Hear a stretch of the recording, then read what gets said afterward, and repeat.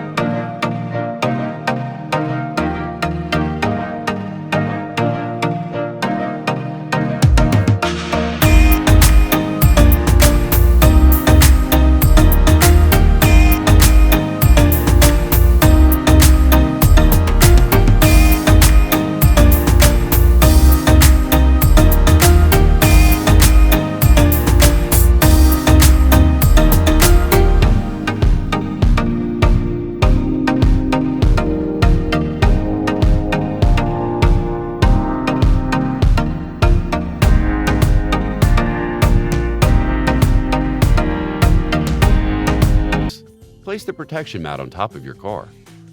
Use the straps for cars with roof racks and place them parallel on the car roof underneath the side rails. Put the roof bag on top of the straps and protection mat. Fill it up. Use the female side of the buckles to secure the bag. Use the Velcro to tie the extra strap extension. You're ready to go.